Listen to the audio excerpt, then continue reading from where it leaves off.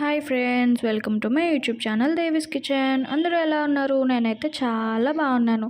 ఈరోజు మీ ముందుకి ఇంకో కొత్త రెసిపీతో వచ్చేసా. అదే ఉగ్గాని బజ్జీ. ఇది రాయలసీమ స్పెషల్ డిష్. ఇది ఎలా చేసుకోవాలో చూసేద్దామా? దీనికి ఏమేమి కావాలో ఇంగ్రీడియంట్స్ చూసేద్దాం. ఫస్ట్ దీనికి కావాల్సినవి మురీలు, ఆనియన్స్, టొమాటోస్, పచ్చిమిర్చి, కొత్తిమీర, ఆయిల్, సాల్ట్, పసుపు, ఆవాలు, జీలకర్ర, పచ్చిశనగపప్పు, మినప్పప్పు, పల్లీలు, పుట్నాల పప్పు, ఎండుమిర్చి, అంతే. ఇది ఎలా సింపుల్గా తిరిపోయేలా చేసుకోవాలో చూసిద్దాం రండి.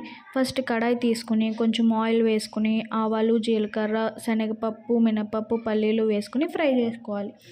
ఇవి వేగాక ఆనియన్స్, టొమాటోస్, పచ్చిమిర్చి వేసి వేయించుకోవాలి.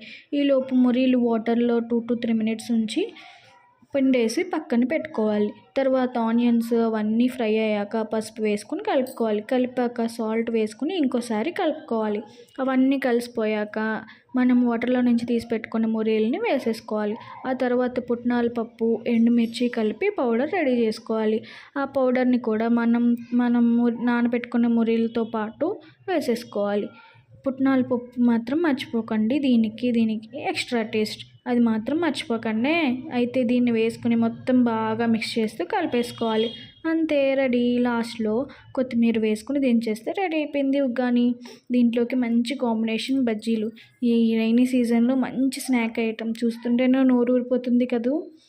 ఈవినింగ్ టైంలో అలా రెయిన్స్ పడుతున్నప్పుడు తింటే ఉంటుంది, చాలా బాగుంటుంది. ఈ రెసిపీని మీరు కూడా ట్రై చేసి ఎలా వచ్చిందో కమెంట్ చేసేయండి.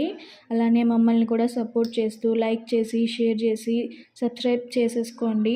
పక్కనే ఉన్న బెల్ ఐకాన్ని కొట్టేయండి. మా వీడియోస్ అప్డేట్స్ అన్నీ మీకు వచ్చేస్తాయి.